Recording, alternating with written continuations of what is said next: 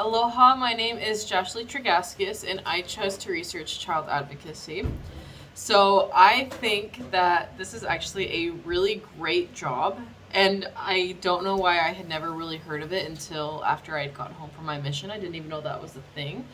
Um, but my husband's sister actually does this, and so that's how I even got inspired to do a marriage and family degree anyway, is because she kind of opened my eyes to this possibility, and I thought it was really cool. So I decided to research this as my potential job here.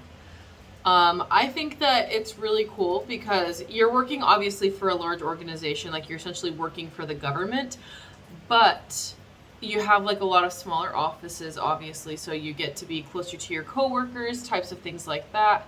And you do work 40-hour weeks typically, but you have your weekends off. But every other weekend you get to be on call. So, I mean, you have to drop everything and go to that if you get called. But at the same time, I mean, you can possibly not be called that weekend. So you have weekends off, which is super nice as well.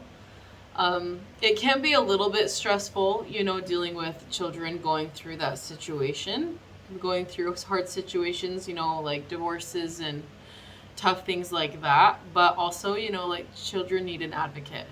I know that when my parents got divorced and everything, it was a really messy divorce, and I don't remember there being a child advocate in my situation, but I think that would have really been beneficial, being able to hear the child side of things, because there were things going on in the home that the judge, was never made aware of, or the attorneys, people just didn't take the claim seriously. And so having a child advocate being willing to hear our side of it and everything, and being willing to advocate for us and our wishes to the judge, I think that would have actually been really, really beneficial, which is why I personally would like to do something along those lines and be that advocate for children going through that situation.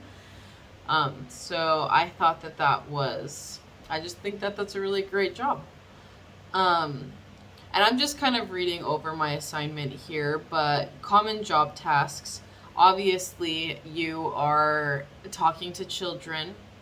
And as I was doing research on this too, it was even mentioned that you're almost kind of like a counselor. Like, you're not exactly a step-in counselor for them, right? But you are kind of a crisis stress counselor for them in those situations. You're able to be there for them, counsel them through certain things, and yeah, you're just being willing to be their voice in the courtroom for them when they can't be their own voice and things like that. So I think that that's really great.